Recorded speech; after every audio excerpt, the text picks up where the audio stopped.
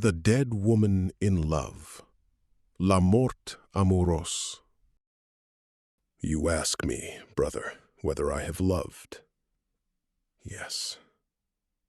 It is a strange story and a terrible one. And though I am 66 years old, I hardly dare stir the ashes of that memory. I will refuse you nothing, but I would not tell such a tale to a soul less tested by life. These are things so strange that I can scarcely believe they happened to me at all. For more than 3 years, I was the plaything of a strange and devilish illusion. I, a poor country priest, lived every night in a dream. Oh, God grant it was only a dream. The life of a damned man, a man of the world, a Sardanapalus. One look too full of pleasure, cast upon a woman very nearly cost me my soul. But in the end, with the help of God and my patron saint, I drove out the evil spirit that had taken hold of me. My days had become tangled with a second existence, a nocturnal one, entirely apart from the first. By daylight, I was a priest of the Lord, chaste, given over to prayer and holy things. By night, the moment I closed my eyes, I became a young lord, a connoisseur of women, of hounds, of horses, throwing dice, drinking, blaspheming.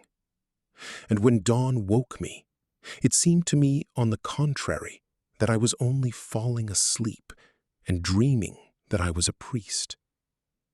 Of that sleepwalking life, I have kept memories of places and words I cannot shake off, and though I have never once stepped beyond the walls of my presbytery, to hear me speak, you would take me for a man who has used up the world and returned from it, entering religion to end his overspent days in the bosom of God. Not a humble seminarian, grown old in a forgotten parish, deep in the woods, with no dealings with the affairs of the age. Yes, I have loved as no one else in the world has loved, with a love so mad, so violent, that I am amazed it did not burst my heart. Ah, what nights those were! What nights! From my earliest childhood, I had felt the calling to the priesthood, and all my studies were bent toward that end. Until I was 24, my life was one long novitiate. My theology finished, I passed through all the minor orders, one after another, and my superiors judged me worthy, despite my youth, to take the last and most fearsome step. My ordination was set for Easter week. I had never gone out into the world. The world for me was the walled ground of the college and the seminary. I knew vaguely that there was a thing called woman, but I gave it no thought at all. I was innocent, perfectly innocent. I saw my mother, old and frail, only twice a year. That was the whole of my dealings with the world outside. I felt no regret, not the smallest hesitation before that irrevocable step. I was full of joy and impatience. No young man waiting for his wedding day ever counted the hours with such fevered longing. I could not sleep. I dreamed I was saying Mass. To be a priest, I could imagine nothing finer in all the world. I would have refused to be a king or a poet. My ambition reached no further. I tell you this, brother, so that you will understand how little what happened to me should ever have happened at all, and by what inexplicable spell I was made its victim. When the great day came, I walked to the church with a step so light that I seemed to be held up in the air, or to have wings at my shoulders. I believed myself an angel, and I wondered at the grave, troubled faces of my companions, for there were several of us that day. I had spent the night in prayer, and I was in a state that came close to ecstasy. The bishop, a venerable old man, seemed to me God the Father bent over his own eternity, and through the vaults of the church I thought I could see heaven itself. You know the order of that ceremony well enough. The blessing, communion in both kinds, the anointing of the palms with the oil of the catechumens, and at last the holy sacrifice offered together with the bishop. I will not linger on it. How right Job was, and how unwise is the man who makes no covenant with his own eyes. By chance, I lifted my head, which until then I had kept bowed low, and there before me, so close it seemed I might have touched her, though she stood some distance off on the far side of the rail, I saw a young woman of rare beauty, dressed with royal splendor. It was as though scales fell from my eyes. I felt what a blind man must feel when his sight is given back to him all at once. The bishop, so radiant a moment before, seemed suddenly to dim. The candles paled in their golden sticks like stars at daybreak, and the whole church sank into a kind of darkness. That lovely creature stood out against the gloom like something revealed from heaven. She seemed lit from within, giving light rather than receiving it. I lowered my eyes at once, resolved never to raise them again, to shield myself from the pull of the world outside, for I felt a distraction creeping over me, growing by the moment, until I barely knew what I was doing. A minute later, I opened them again, for through my lashes I could still see her, glittering with every color of the prism, in a kind of rose-tinted haze, as when one looks too long at the sun. Oh, how beautiful she was! The greatest painters, when they have chased the ideal of beauty through heaven and brought back to earth their divine portraits of the Madonna, come nowhere near that impossible reality. No line of poetry, no stroke of a painter's brush could give any true idea of her. She was tall, with the bearing of a goddess. Her hair, a soft gold, parted at the crown of her head and fell past her temples like two rivers of gold. One might have taken it for a crown. Her forehead, pale, with a bluish, almost translucent whiteness, spread wide and calm beneath two arching brows, nearly brown. A strangeness that only sharpened the effect of eyes the color of sea green, alive with a brightness almost unbearable to look at. What eyes! With a single flash, they could decide a man's whole fate. They had a life, a clarity, a fire, a bright, wet gleam I have never seen in any human eye. Rays seemed to fly from them like arrows, and I could feel them, quite distinctly, strike home in my heart. I do not know whether the flame that lit them came from heaven or from hell, but it came from one or the other. Of that I am certain.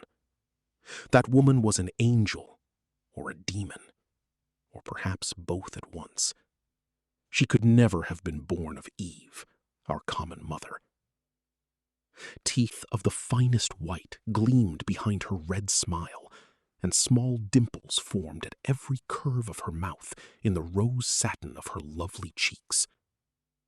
Her nose was fine and proud, almost royal, betraying the noblest of birth.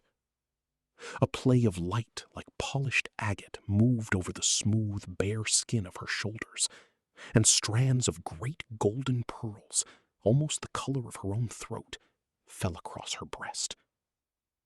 Now and again she lifted her head with the sinuous motion of a snake or a peacock preening, and a light shiver ran through the tall embroidered ruff of lace that framed her like a lattice of silver. She wore a gown of rose-colored velvet, and from its wide sleeves, lined with ermine, emerged hands of a patrician delicacy. Long, full fingers so fine, so nearly translucent, that daylight seemed to pass through them as it does through the fingers of the dawn. Every detail of her is still as vivid to me as if I had seen it yesterday, and though I was in the greatest turmoil, nothing escaped me. The faintest shade of color, the small dark mark at the corner of her chin, the barely there down at the edges of her lips, the soft shadow her lashes cast upon her cheek. I took it all in with a strange and terrible clarity. The longer I looked at her, the more I felt doors opening inside me that had until then been shut fast. Blocked windows swung open on every side and let me glimpse horizons I had never known. Life appeared to me under an entirely new aspect. I had been born, in that instant, into a whole new order of things. A dreadful anguish gripped my heart. Every minute that passed felt to me like a second, and like a century, both at once. The ceremony went on, and I was being carried farther and farther from the world whose gates my newborn desires were furiously laying siege to. I said yes when I meant to say no. When everything in me rose up and rebelled against the violence my tongue was doing to my soul. Some hidden force tore the words from my throat against my will. That, perhaps, is why so many young women walk to the altar firmly resolved to refuse in front of everyone the husband forced upon them, and not one of them ever carries it through. That, no doubt, is why so many poor novices take the veil, though fully determined to tear it to shreds at the very moment of their vows. One does not dare to call such a scandal before the eyes of the world, or to disappoint so many waiting hearts. Every one of those wills, every one of those watching eyes seems to press down upon you like a leaden cloak. And everything has been so carefully arranged beforehand, so plainly, so irrevocably settled, that the will simply bends beneath the weight of the thing and gives way entirely. The gaze of the beautiful stranger changed with every stage of the ceremony.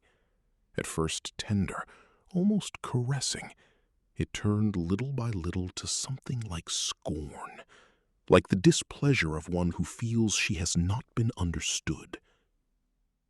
I made an effort, strong enough, I think, to move a mountain, to cry out that I did not wish to be a priest, but I could not do it.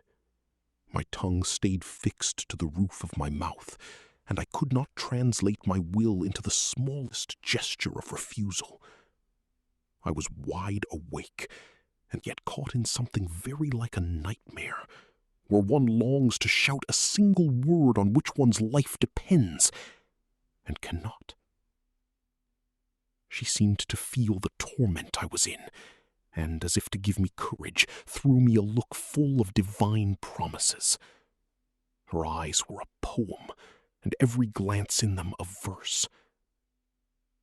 She was saying to me, I heard it as plainly as if a voice had spoken, "If you will be mine, I will make you happier than God himself in his paradise.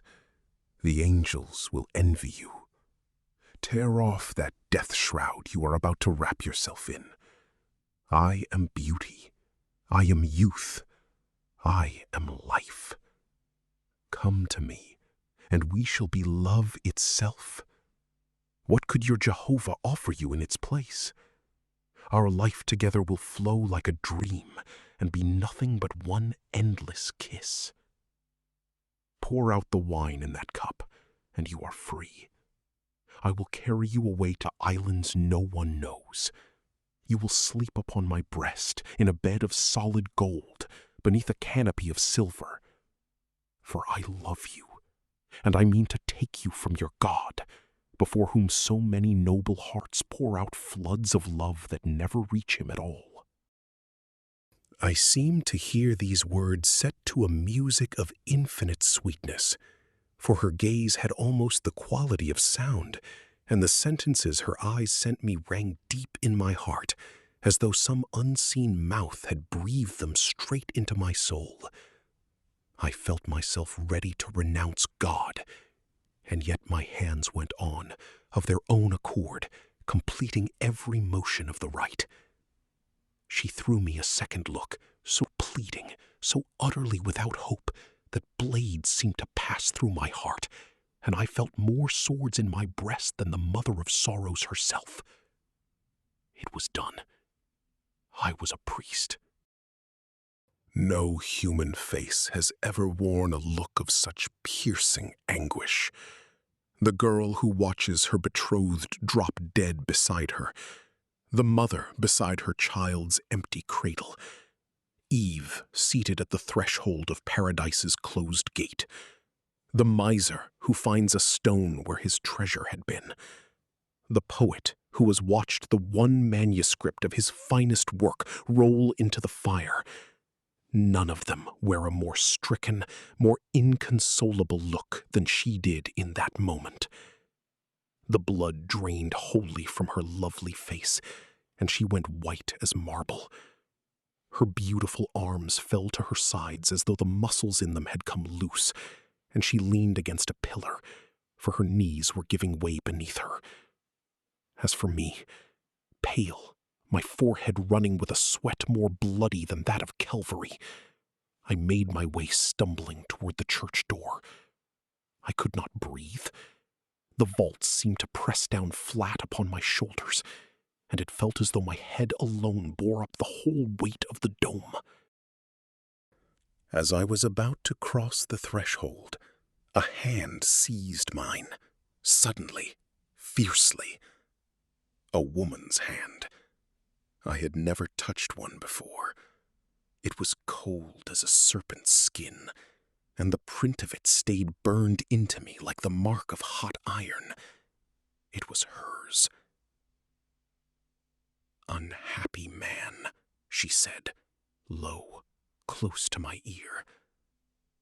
"Unhappy man, what have you done?" Then she vanished into the crowd. The old bishop passed by and looked at me with a stern eye. I must have made the strangest figure in the world, pale one moment, flushed the next, my head swimming. One of my fellow priests took pity on me, took my arm, and led me away. I could never have found my own way back to the seminary. As we turned a corner, while the young priest beside me happened to glance the other way, a black page boy, dressed in some strange foreign livery, came up to me without breaking his stride and pressed into my hand a small pocketbook with gilded corners, motioning for me to hide it. I slid it into my sleeve and kept it there until I was alone in my cell. When I sprang the clasp, I found only 2 leaves of paper, and on them these words: Clarimonde, at the Palazzo Concini. I knew so little of the world in those days that, for all her fame, I had never once heard the name Clarimonde, and had no idea where the Palazzo Concini might stand. I turned the matter over 1,000 ways, each stranger than the last. But in truth, so long as I might see her again, I cared very little whether she turned out to be a great lady or a courtesan. That love, born only a moment before, had already rooted itself beyond any hope of tearing free, and I did not even try. I felt too clearly that such a thing was impossible now. That woman had taken complete possession of me. One look had been enough to remake me entirely. She had breathed her will into mine. I no longer lived in myself, but in her and through her. I did 1,000 foolish things. I kissed again and again the place on my own hand where hers had touched it, and I repeated her name for hours on end. I had only to close my eyes to see her as clearly as if she stood before me in the flesh, and I would say over to myself those words she had spoken to me beneath the church door. "Unhappy man, what have you done?" I understood now the full horror of what I had become, and the grim, funereal sides of the calling I had just embraced showed themselves to me with a terrible clarity. To be a priest, that is, to be chaste, to love no one, to see neither sex nor age in any face, but to turn from all beauty, to put out one's own eyes, to crawl in the cold shadow of a cloister or a church, to see only the dying, to keep watch beside corpses one has never known, to wear one's own mourning on one's black cassock so that a man might cut his own habit into a shroud for his coffin. And I felt life rising in me like a lake swelling past its banks. My blood beat hard through my veins. My youth, held down so long, broke free all at once, the way the century-blooming aloe splits open with a crack of thunder. How was I to see Clarimonde again? I had no excuse to leave the seminary, knowing no one in the city, nor was I even meant to remain there. I was only waiting to be told which parish I would serve.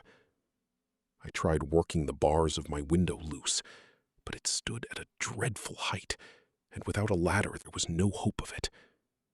And besides, I could only have gone down by night, and how would I ever have found my way through that impossible maze of streets?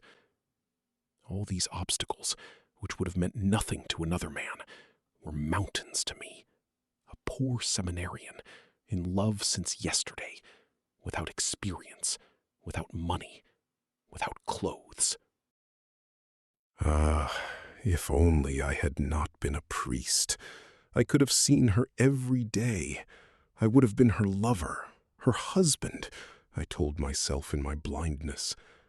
Instead of wrapping myself in this dismal shroud, I would have worn silk and velvet, gold chains, a sword and plumes, like the fine young gallants. My hair, instead of being shamed by that broad tonsure, would have curled in waves around my neck. I would have worn a fine waxed mustache. I would have been a man of spirit. But one single hour before an altar, a handful of words barely spoken aloud, had cut me off forever from the number of the living. With my own hand I had sealed the stone over my own grave. With my own hand I had driven the bolt across my own prison door. I went to the window. The sky was a brilliant blue. The trees had put on their spring dress. Nature seemed to parade a mocking kind of joy. The square below was full of people, coming and going. Young dandies and pretty girls, arm in arm, made their way toward the gardens and the arbors. Companions passed by singing drinking songs. There was a movement, a life, a gaiety down there that only made my grief and my solitude cut deeper.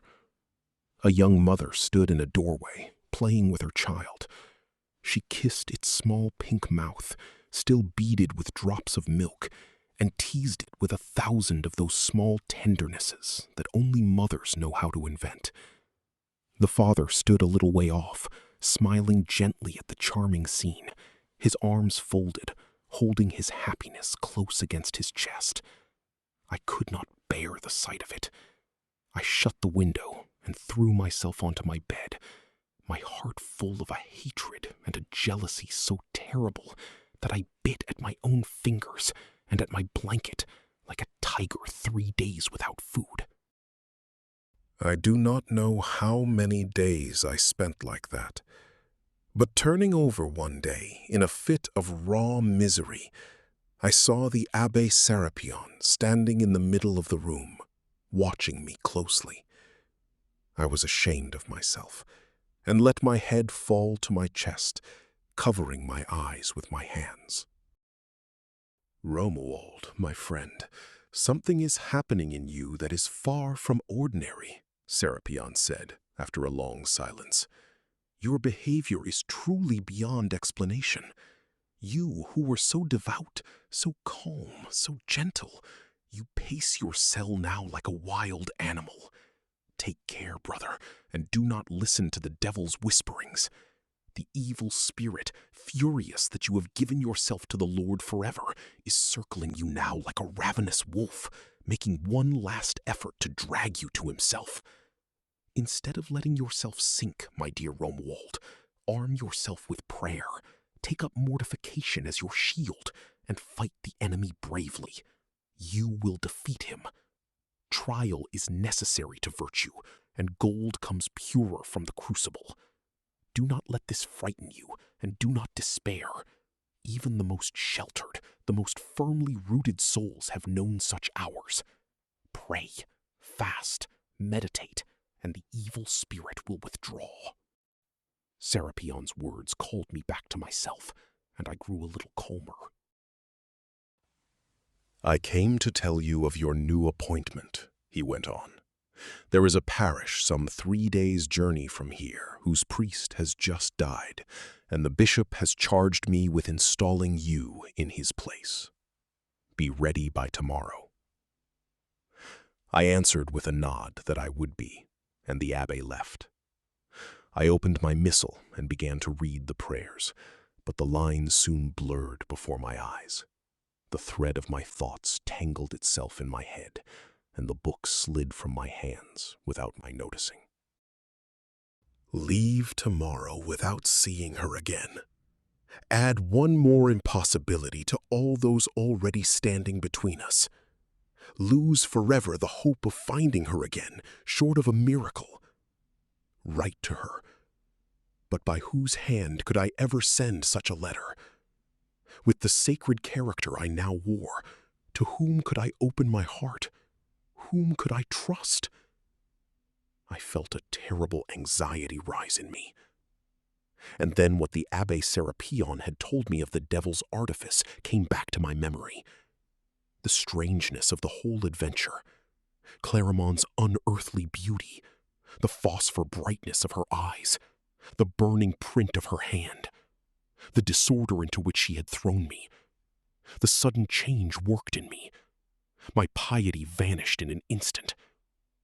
All of it plainly pointed to the presence of the devil, and that satin hand might have been nothing more than the glove he wore over his claw. These thoughts filled me with a great dread.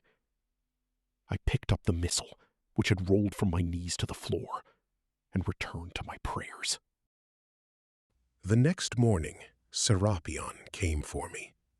2 mules waited at the door, loaded with our thin luggage.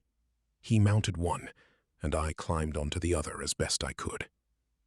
As we made our way through the streets of the city, I searched every window, every balcony, hoping to catch sight of Clarimonde. But it was still too early, and the city had not yet opened its eyes.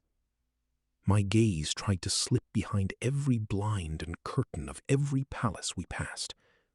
Serapion took my curiosity, no doubt, for admiration of the architecture, for he slowed his mule's pace to give me time to look. At last we reached the city gate and began climbing the hill beyond. When I reached the top, I turned to look once more upon the place where Clarimonde lived.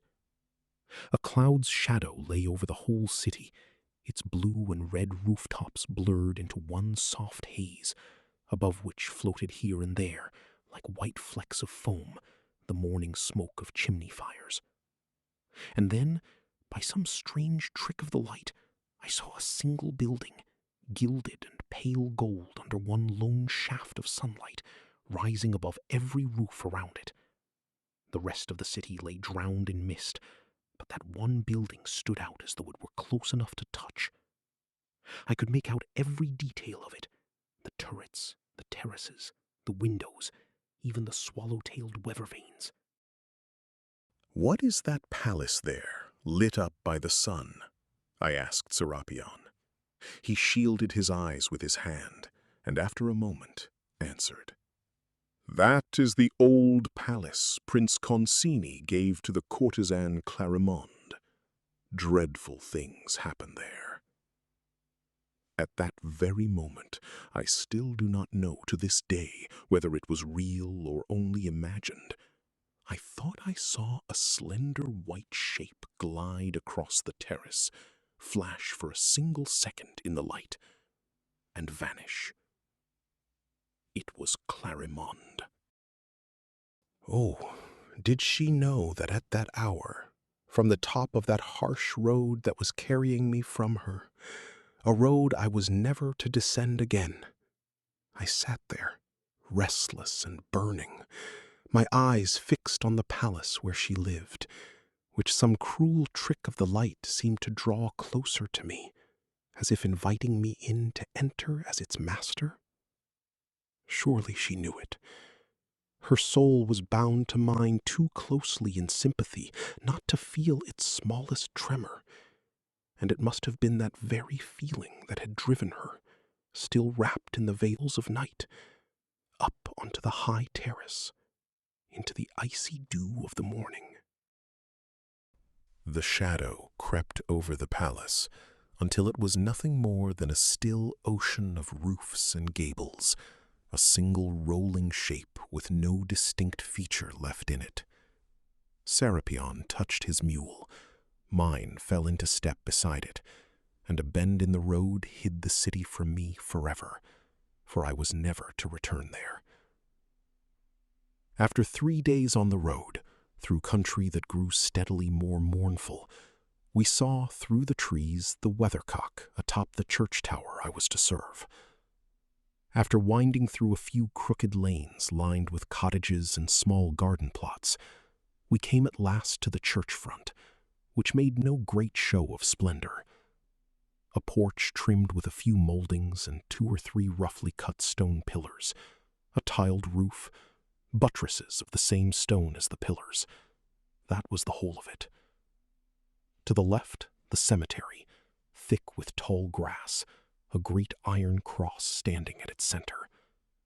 To the right, in the shadow of the church itself, the presbytery. It was a house of the plainest simplicity and a bare, scrubbed cleanliness. We went in. A few hens were pecking at scattered grains of oats on the ground. Used, it seemed, to the black habit of clergymen, they showed no fright at our arrival, and barely troubled themselves to move aside and let us pass. A hoarse, cracked barking rose up, and an old dog came running toward us. He had belonged to my predecessor. His eyes were dim, his coat gray. Every mark of the deepest old age a dog can reach was on him. I stroked him gently, and he fell in at once beside me, walking along with an air of inexpressible satisfaction. A woman, well along in years, who had kept house for the old priest, came out to meet us as well, and after showing me into a low-ceilinged room, asked whether it was my wish to keep her on.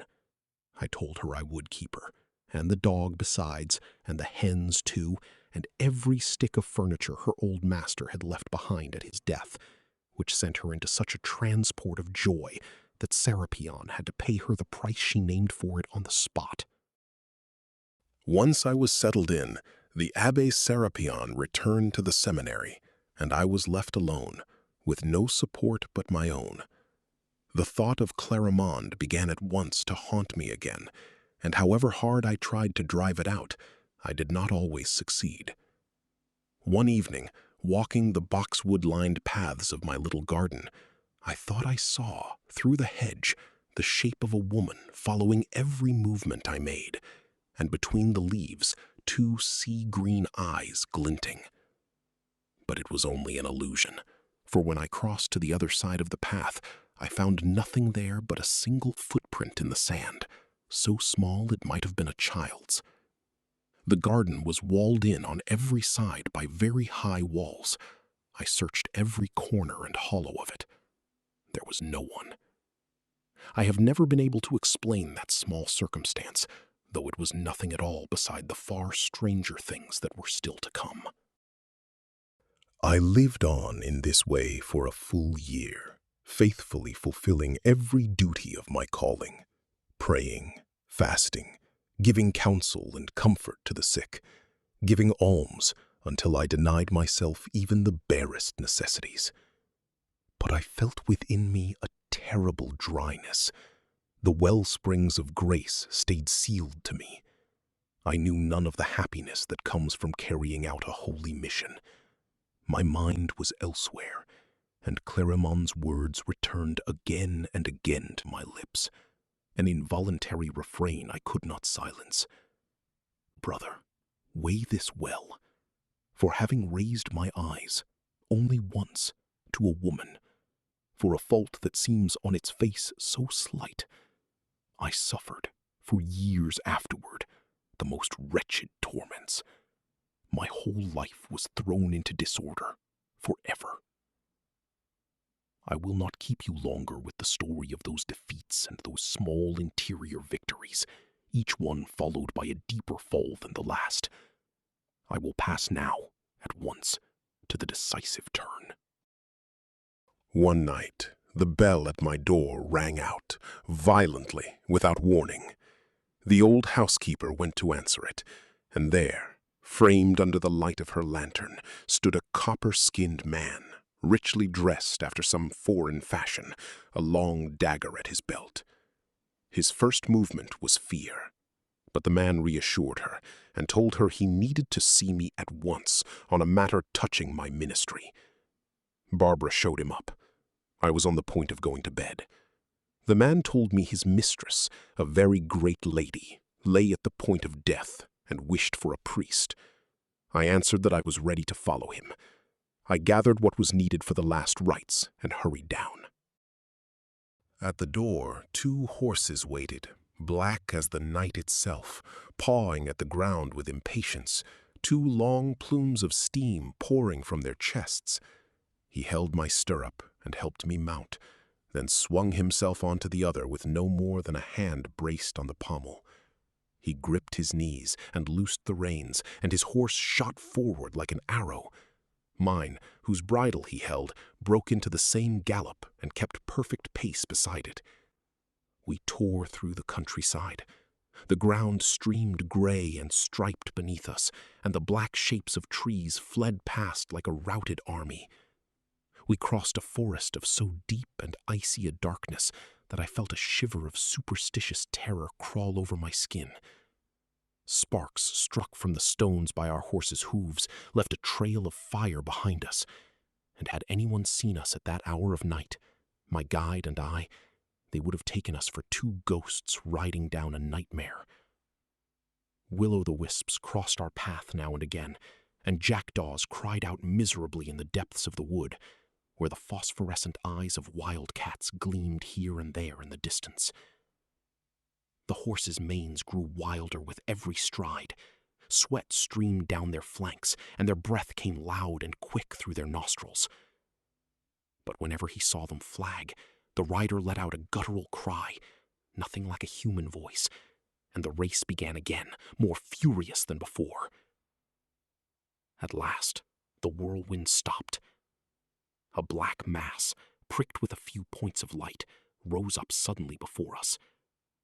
The hooves of our mounts rang louder on an iron-shod floor, and we passed beneath an archway that opened its dark mouth between 2 enormous towers. The castle was in an uproar. Servants carrying torches crossed the courtyards in every direction, and lights climbed and fell from one landing to the next. I caught confused glimpses of vast architecture, columns, archways, staircases, balustrades, a luxury of building fit for a king or a fairy tale.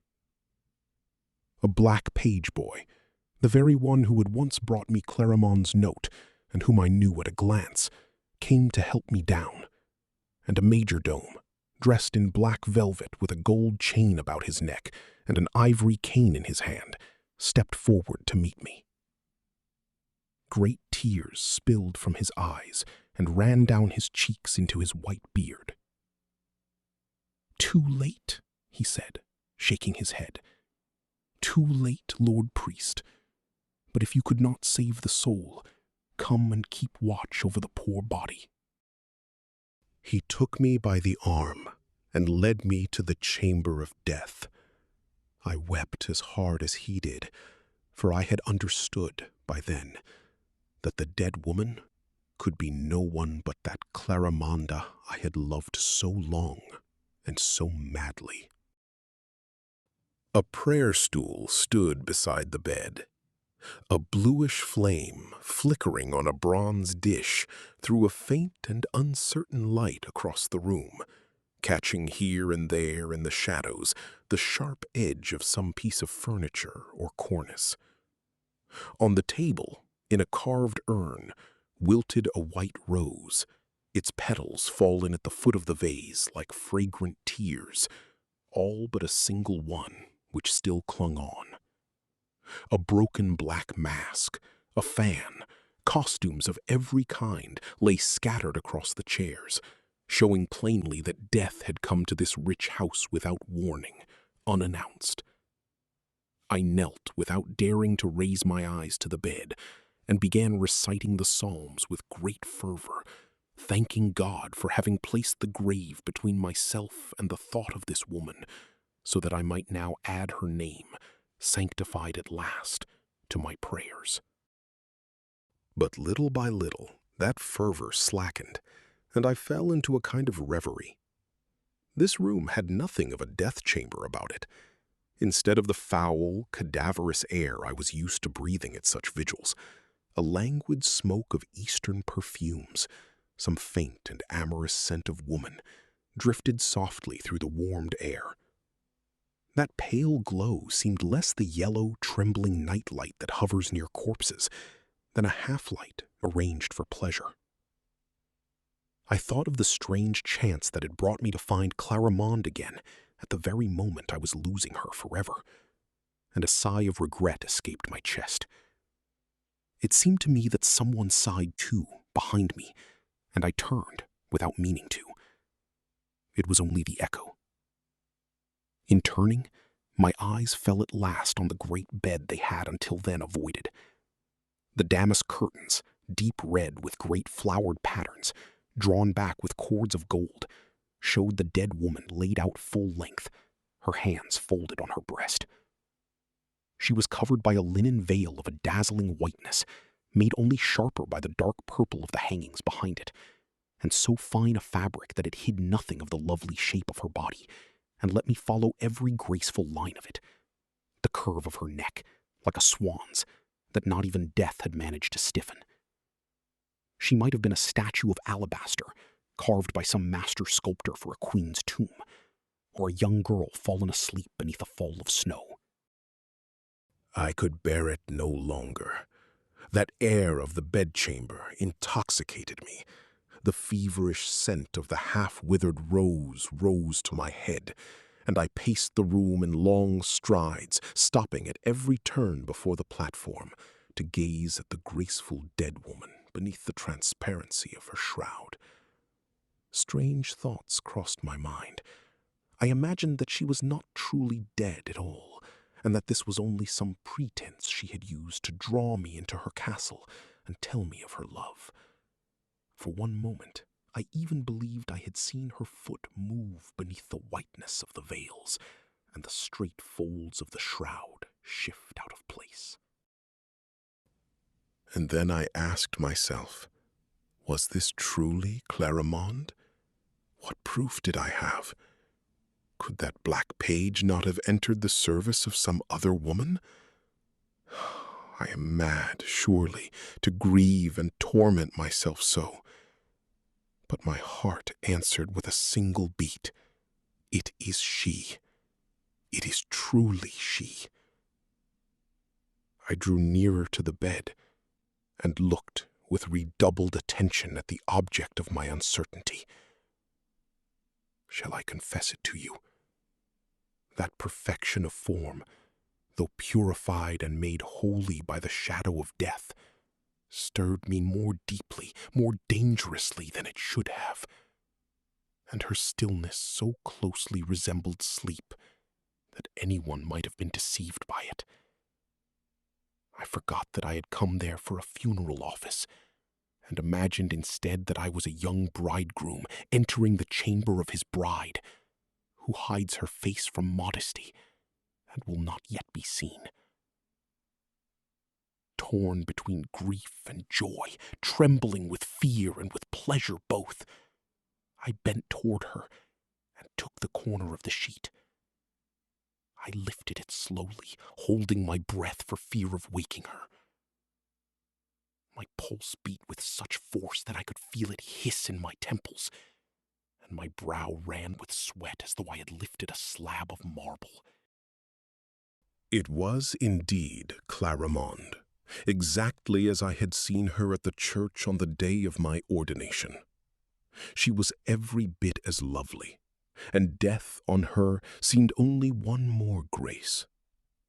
The paleness of her cheeks, the fainter rose of her lips, her long lowered lashes cutting their brown fringe against that whiteness, gave her an air of melancholy chastity, of pensive suffering, with a power of seduction beyond words.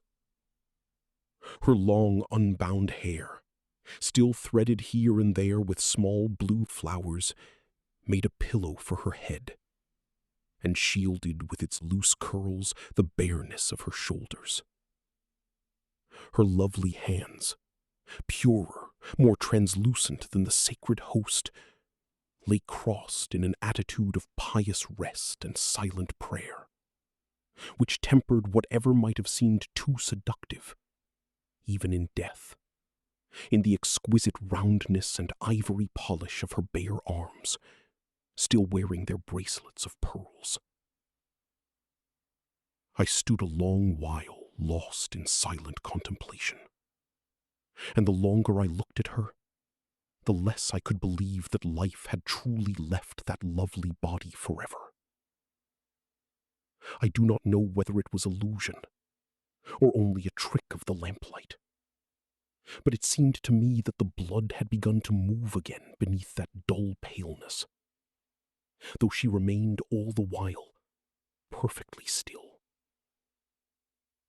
I touched her arm lightly. It was cold, but no colder than her hand had been the day it brushed mine beneath the church door.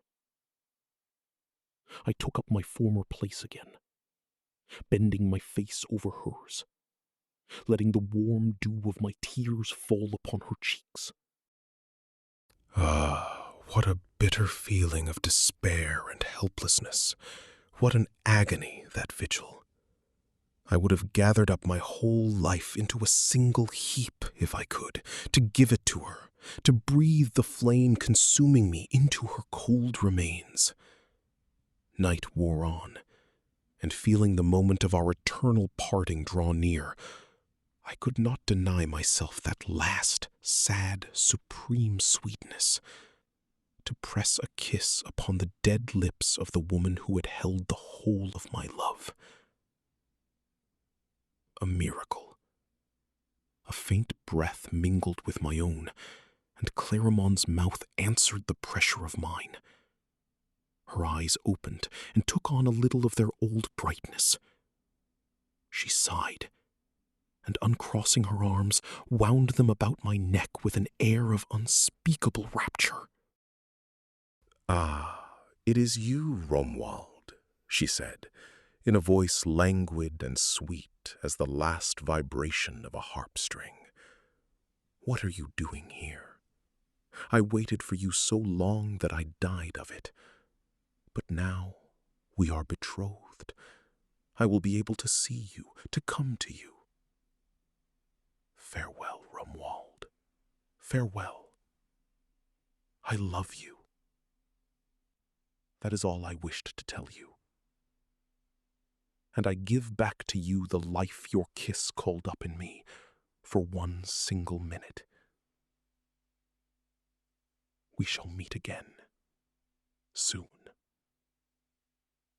Her head fell back, though her arms still held me, as if to keep me there. A sudden gust tore through the window and burst into the room. The last petal of the white rose trembled a moment, like a wing at the tip of its stem, then let go, and flew out through the open casement, carrying with it, I believe, the soul of Clarimonde. The lamp went out, and I fell, senseless, upon the breast of the beautiful dead woman. When I came back to myself, I was lying in my own bed, in my small room at the presbytery, and the old dog that had belonged to the former priest lay licking my hand where it hung outside the blanket. Barbara moved about the room with an old woman's trembling haste, opening and closing drawers, stirring powders into glasses. When she saw my eyes open, the old woman cried out for joy. The dog barked and wagged its tail, but I was so weak that I could not speak a single word, nor make the smallest movement. I learned afterward that I had lain like that for 3 days, giving no other sign of life than a breath so faint it could hardly be felt. Those 3 days do not count among the days of my life. I do not know where my spirit had gone in all that time, and I have kept no memory of it at all. Barbara told me that the same copper-skinned man who had come for me in the night had brought me back at daybreak in a closed litter and had ridden off again at once. Once I could gather my thoughts again, I went back over every detail of that fatal night. At first, I told myself I had been the plaything of some magical illusion. But real, solid facts soon put that idea to rest. I could not believe I had dreamed it, since Barbara herself had seen the man with the 2 black horses and could describe his dress and bearing down to the smallest detail. And yet no one in the whole countryside knew of any castle that matched the description of the one where I had found Clarimonde again. One morning, the Abbe Serapion came to see me. Barbara had sent word that I was ill, and he had come at once in great haste. And though such haste showed real affection, real concern for me, his visit did not bring me the comfort it should have. There was something in the Abbe Serapion's look, something probing, something of the inquisitor, that unsettled me. I felt embarrassed before him, guilty even, for he had been the first to uncover the trouble within me, and I resented him for his sharp eye. While asking in a tone of honeyed hypocrisy after my health, he fixed on me the 2 yellow eyes of a lion and sent his gaze down into my soul like a plumb line. Then he asked me a string of questions: how I found my new parish, whether I was happy there, how I spent the hours my ministry left free, whether I had made any acquaintance among the people of the place, what my favorite reading was, and 1,000 other small details of the same kind. I answered as briefly as I could manage, and he himself, without waiting for me to finish, moved on to some other question. This conversation, plainly, had nothing to do with what he truly meant to say. Then, without any preparation at all, as though it were some piece of news he had just remembered and feared forgetting again, he said to me in a clear, ringing voice that struck my ear like the trumpets of judgment: "The great courtesan, Clarimonde, died recently, after an orgy that lasted 8 days and 8 nights. It was something monstrously splendid, they say, a revival of the abominations of Belshazzar's feast, or of Cleopatra's. Good God, what an age we live in! The guests were served by dark-skinned slaves speaking some unknown tongue, who looked by every account like true demons. The livery of the least of them could have served an emperor for a suit of state. Strange stories have circulated about this Clarimonde for years, and every one of her lovers has come to a wretched or a violent end. Some say she was a ghoul, a female vampire, but I believe myself that she was Beelzebub in the flesh." He fell silent and watched me more closely than ever to see what effect his words had had. I could not stop myself from starting at the sound of Clarimonde's name, and this news of her death, set beside the strange coincidence of the night I myself had witnessed, threw me into such trouble and such dread that it showed plainly on my face, no matter how hard I tried to master it. Serapion gave me an uneasy, searching look and said, "My son, I must warn you. You stand with one foot already over the edge of the abyss. Take care you do not fall in. The devil's claw reaches far, and graves are not always faithful keepers. Clarimonde's stone should be sealed with a triple seal, for this, they say, is not the first time she has died. God watch over you, Romuald." Having said this, the Abbe made his way slowly to the door, and I never saw him again, for he left for the seminary almost at once. I was fully recovered by then, and had taken up my ordinary duties again. The memory of Clarimonde and the old Abbe's words stayed constantly in my mind. And yet, no extraordinary event had come along to confirm Sarapion's grim forecasts, and I was beginning to think his fears and my own terrors had been overdone. But one night, I had a dream. I had scarcely taken the first sips of sleep when I heard the curtains of my bed drawn back, the rings sliding along the rod with a sharp, ringing sound. I raised myself on one elbow, startled, and saw the shadow of a woman standing before me. I knew her at once. Clarimonde. She carried in her hand a small lamp, of the kind one places in tombs, and its glow gave her slender fingers a rosy transparency that faded by careful degrees into the milky, opaque whiteness of her bare arm. Her only garment was the linen shroud that had covered her on her funeral bed, its folds gathered at her breast, as though she were ashamed to be so little dressed, though her small hand was not quite equal to the task, for she was so white that the color of the cloth blurred into the color of her own flesh beneath the pale light of the lamp. Wrapped in that fine fabric, which betrayed every line of her body, she seemed less a living woman than a marble statue of some bather out of antiquity. Dead or alive, statue or woman, shade or body, her beauty was in every case the same. Only the green brightness of her eyes had dimmed a little, and her mouth, once so richly red, held now only a faint, tender rose, almost the same shade as her cheeks. The small blue flowers I had noticed once in her hair were quite dried now, and had lost nearly all their petals, though this took nothing from her charm. If anything, the strangeness of it, and the inexplicable manner of her entering my room, left me without a single instant of fear.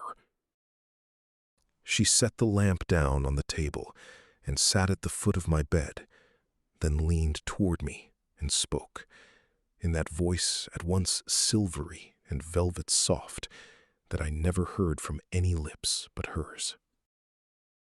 "I have kept you waiting a long while, my dear Romuald, and you must have thought I had forgotten you, but I come from very far off, from a place no one has yet returned from.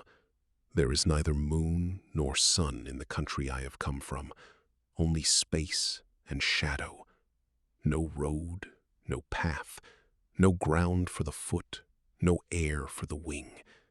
And yet, here I am, for love is stronger than death, and it will conquer it in the end. Ah, what dreary faces I have seen on my journey, what terrible things, what pains my soul, come back into this world by the strength of will alone, has taken to find its body again and settle itself within it. What labor it cost me to lift the stone they had laid over me. Look, the insides of my poor hands are quite bruised from it. Kiss them, to heal them, dear love."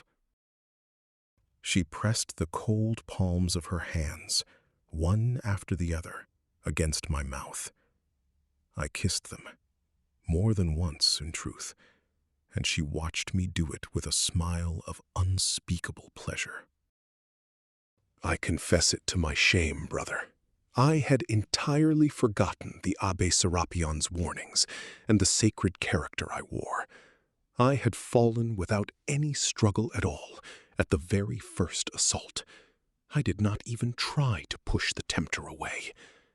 The coolness of Clarimonde's skin ran into mine, and I felt a delicious shiver run over my whole body. Poor child! For all I have since seen, I still find it hard to believe she was truly a demon. At least she gave no sign of it, and never has Satan hidden his claws and his horns so well. She had drawn her feet up beneath her and crouched at the edge of the bed, in a posture full of careless coquetry. Now and then she ran her small hand through my hair, curling it into ringlets, as though trying out new styles upon my face. I let her do it with the most guilty pleasure, and she filled the whole time with the most enchanting chatter. What is remarkable is that I felt not the smallest astonishment at so extraordinary an adventure. With that ease one has in dreams of accepting the strangest events as perfectly ordinary, I saw nothing in any of it but what was entirely natural. I loved you long before I ever saw you, my dear Romuald, and I searched for you everywhere. You were my dream, and I caught sight of you in the church at that fatal moment, and I said to myself at once, "It is him." I gave you a look into which I poured all the love I had felt, and felt then, and was fated to feel for you ever after. A look that would have damned a cardinal, that would have brought a king to his knees before his whole court. And you stood there unmoved, and chose your God over me. Ah, how jealous I am of God, whom you loved, and love still more than you love me. Unhappy, unhappy that I am. I will never have your whole heart to myself alone. I, whom you raised from death with a single kiss. I, Clarimonde, the dead, who forced the gates of the tomb for your sake, and come to give you a life I took back only to make you happy with it. All these words came broken by wild caresses, which so dazed my senses and my reason that I did not shrink in trying to comfort her from a dreadful blasphemy, telling her that I loved her as much as I loved God. Her eyes lit and shone like chrysoprase. "Truly? Truly as much as God?" she said, folding me into her lovely arms. "Since that is so, you will come with me. You will follow me wherever I wish. You will cast off those ugly black clothes of yours. You will be the proudest, the most envied of gentlemen. You will be my lover. To be the acknowledged lover of Clarimonde, who has refused a pope. That is a fine thing indeed. Ah, what a good and happy life we shall lead. What a splendid, golden existence. When do we leave, my lord?" "Tomorrow, tomorrow," I cried, half out of my senses. "Tomorrow, then, so be it," she said. "I shall have time to change my dress, for this one is a little scant and no good for traveling. And I must go and tell my people, who truly believe me dead and are grieving as hard as they know how. The money, the clothes, the carriage, all will be ready. I shall come for you at this same hour. Farewell, dear heart." And she brushed my forehead with the tip of her lips. The lamp went out, the curtains closed again, and I saw nothing more. A leaden sleep, a sleep without dreams, settled over me and held me senseless until the next morning.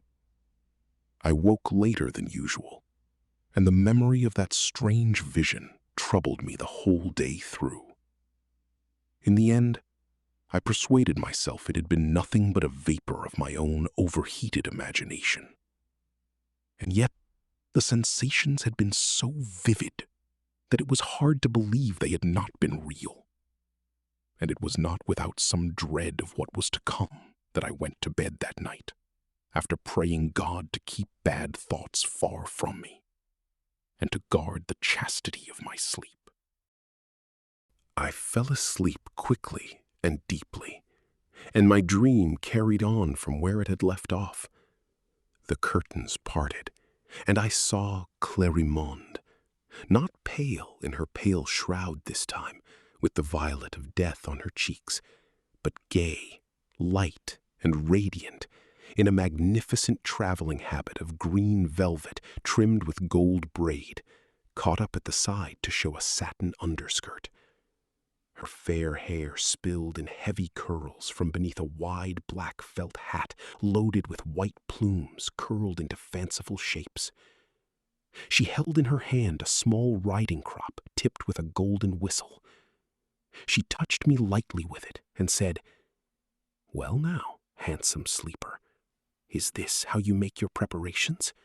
I expected to find you up and dressed. Get up, quickly, we have no time to waste." I sprang out of bed. "Come, dress, and let us be off," she said, pointing to a small bundle she had brought with her. "The horses are growing restless, chewing at their bits at the door. We should already be 10 leagues from here." I dressed in haste, and she herself handed me each piece of clothing, laughing aloud at my clumsiness, telling me its use whenever I mistook it. She arranged my hair, and when it was done, she held out to me a small pocket mirror of Venetian crystal, rimmed in silver filigree, and asked, "Well, how do you find yourself? Will you take me on as your valet?" I was no longer the same man, and I did not know myself. I no more resembled my old self than a finished statue resembles the block of stone it was cut from. My old face looked, beside the one the mirror showed me, like the rough first sketch of it. I was handsome, and my vanity was not a little flattered by the change. These elegant clothes, this richly embroidered doublet, made me an altogether different man, and I marveled at the power of a few yards of cloth cut in a certain fashion. The spirit of my new dress seemed to sink into my very skin, and within 10 minutes I was thoroughly pleased with myself. I walked a few turns about the room to grow easy in it. Clarimonde watched me with an air of motherly satisfaction, well pleased, it seemed, with her own handiwork. "There now, enough of these little games. On the road, my dear Romuald, we have far to go, and we shall never arrive standing here." She took my hand and drew me after her. Every door swung open before her the moment she touched it, and we passed by the old dog without waking him. At the door, we found Margaritone, the same squire who had guided me once before. He held 3 horses by the bridle, black as the first pair, one for me, one for himself, one for Clarimonde. Those horses must have been Spanish jennets, got by the west wind upon its mares, for they ran faster than the wind itself, and the moon, which had risen at our departure to light our way, rolled across the sky like a wheel torn loose from its chariot. We watched it, on our right hand, leaping from tree to tree, gasping to keep pace with us. We soon came out onto a plain, where a carriage waited beside a stand of trees, drawn by 4 powerful animals. We climbed in, and the postilions drove them into a mad gallop. I had one arm around Clarimonde's waist, and one of her hands folded into mine. She rested her head on my shoulder, and I felt her half-bared throat brush against my arm. Never had I known so keen a happiness. I had forgotten everything in that moment. I remembered being a priest no more than I remembered anything from before my own birth. So great was the spell the evil spirit held over me. From that night on, my nature was, in a sense, split in two, and there were within me two men, neither of whom knew the other. At times I believed myself a priest, dreaming each night that he was a nobleman. At times a nobleman, dreaming that he was a priest. I could no longer tell the dream from the waking hour, and did not know where reality ended and illusion began. The vain and dissolute young lord mocked the priest. The priest despised the excesses of the young lord. Two spirals, coiled one within the other and never touching, would give a fair picture of that two-headed life of mine. Strange as this condition was, I do not believe I ever once, in the whole of it, brushed against madness. I kept always a clear grasp on the perceptions of both my lives. Only one thing struck me as absurd, and I could never account for it, that the same sense of self should exist in two such different men.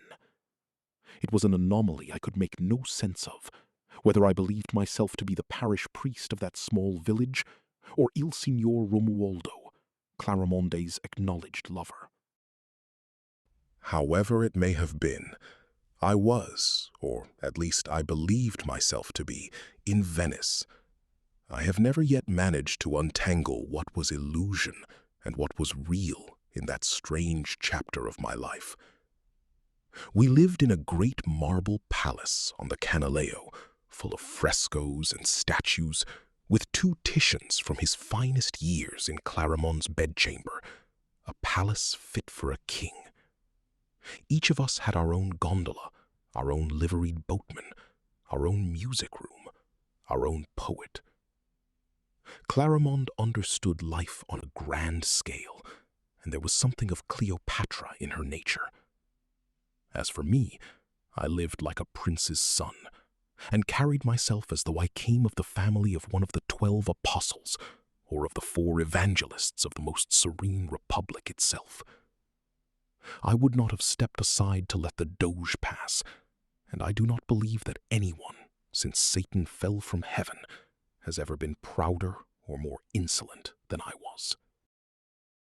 I went to the ridotto and gambled like a man possessed. I moved in the finest company in the world, ruined sons of good family, women of the theater, swindlers, hangers-on, and duelists. And yet, for all the dissipation of that life, I stayed faithful to Clarimonde. I loved her past all reason. She could have woken satiety itself and fixed the most fickle heart alive. To have Clarimonde was to have 20 mistresses, was to have every woman there was. So restless was she, so changeable, so unlike herself from one hour to the next, a true chameleon. She made you commit with her alone every infidelity you might have committed with another, taking on completely the character, the manner, the very style of beauty of whatever woman happened to please you. She returned my love 100-fold, and it was in vain that the young patricians and even the old men of the Council of 10 made her the most magnificent offers. A Foscari even went so far as to propose marriage. She refused every one of them. She had gold enough. What she wanted now was only love, a young love, a pure love, one she herself had woken, and which was to be the first and the last. I would have been perfectly happy, but for a cursed nightmare that returned every night, in which I believed myself a village priest, mortifying his flesh and doing penance for the excesses of his day. Reassured by the habit of being with her, I thought less and less of the strange manner in which I had first come to know Clarimonde, and yet what the Abbe Serapion had told me came back to me now and then, and never failed to trouble me a little. For some time now, Clarimonde's health had not been as it should be. Her color faded a little more with each day that passed. The physicians who were called in understood nothing of her illness and knew of nothing to be done for it. They prescribed a few useless remedies and did not come back. And yet, she grew visibly paler and colder by the day. She was very nearly as white and as still as she had been on that first terrible night in the unknown castle. It grieved me to watch her wasting away so slowly. And she, moved by my sorrow, would smile at me softly and sadly, with the fated smile of those who know that they are going to die. One morning, I was sitting beside her bed, taking my breakfast at a small table so as not to leave her for even a minute. In cutting a piece of fruit, I gave myself, by chance, a fairly deep cut on the finger. The blood ran out at once in narrow purple threads, and a few drops spattered onto Clarimonde. Her eyes lit up. Her face took on an expression of fierce, wild joy I had never seen in her before. She leapt from the bed with an animal quickness, the quickness of a monkey or a cat, and threw herself upon my wound, which she began to suck with an air of unspeakable pleasure. She swallowed the blood in small mouthfuls, slowly, savoring it, like a connoisseur savoring some fine sherry or Syracuse wine. Her eyes half closed, the pupils in her sea-green eyes gone long and narrow instead of round. From time to time she would stop to kiss my hand, then return to press her lips against the lips of the wound to draw out a few more red drops. When she saw the blood had stopped coming, she rose up, her eyes moist and bright, rosier than a May dawn, her face full, her hand warm and damp, lovelier than ever and in perfect health. "I shall not die, I shall not die," she said, half mad with joy, throwing her arms about my neck. "I shall be able to love you a good while longer yet. My life is in yours, and everything that is me comes from you. A few drops of your rich, noble blood, more precious, more potent than every elixir in the world, have given me back my life." That scene stayed with me a long while and stirred strange doubts in me concerning Clarimonde. That same evening, when sleep had carried me back to my presbytery, I saw the Abbe Serapion, graver and more troubled than I had ever seen him. He looked at me closely and said, "Not content with losing your soul, now you wish to lose your body as well. Unfortunate young man, into what a trap have you fallen?" The tone in which he said those few words struck me hard, but despite its force, the impression soon faded, and 1,000 other cares wiped it from my mind. And yet, one evening, I saw in my mirror, whose treacherous position she had not accounted for, Clarimonde pouring a powder into the cup of spiced wine she was in the habit of preparing after our meal. I took the cup, made as if to raise it to my lips, and set it down again on some piece of furniture, as though meaning to finish it later, at my leisure. Then, taking advantage of a moment when the lovely woman's back was turned, I emptied its contents beneath the table.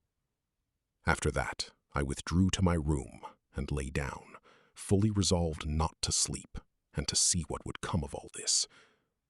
I did not wait long. Clarimonde came in wearing her nightgown, and having cast off her veils, stretched herself out in the bed beside me. Once she had made quite certain that I slept, she uncovered my arm and drew a gold pin from her hair, and began to murmur, low, "One drop, just one small red drop, a single ruby at the point of my needle. Since you still love me, I must not die." Ah, poor love, his beautiful blood, such a bright, deep crimson. I am going to drink it. Sleep, my only treasure. Sleep, my God, my child. I will do you no harm. I will take from your life only what I must to keep my own from going out. If I did not love you so much, I might resign myself to taking other lovers and drain them dry instead. But since I came to know you, I have grown to loathe the thought of anyone else. Ah, what a beautiful arm. How round it is. How white. I shall never dare prick this lovely blue vein. And even as she said this, she wept, and I felt her tears fall like rain upon the arm she held between her hands. At last she made up her mind, pricked me lightly with her needle, and began to draw out the blood that welled from it. Though she had scarcely drunk a few drops, the fear of exhausting me overtook her, and she wound a small bandage carefully around my arm, after rubbing the wound with a salve that healed it over at once. I could no longer have any doubts. The Abbe Serapion had been right. And yet, for all that certainty, I could not stop loving Clarimonde, and I would gladly have given her every drop of blood she needed to sustain that borrowed existence of hers. In truth, I had little enough to fear. The woman answered in my mind for the vampire, and everything I had seen and heard left me entirely reassured. My veins in those days ran full and rich, and were in no danger of running dry any time soon. I did not haggle over my life, drop by drop. I would gladly have opened my own arm and told her, "Drink, and let my love seep into your body along with my blood." I took care never to so much as hint at the narcotic she had poured for me, or at the scene with the needle, and we lived together in the most perfect harmony. And yet, my scruples as a priest tormented me more than ever, and I could not think what new penance to invent to master and mortify my flesh. Though all these visions came to me against my will, and I took no part in them by choice, I dared not touch the body of Christ with hands so impure, a spirit so stained by such debaucheries, whether real or only dreamed. To keep myself from falling into these exhausting hallucinations, I tried to keep myself from sleep. I held my eyelids open with my fingers and stood upright against the walls, fighting sleep with all my strength.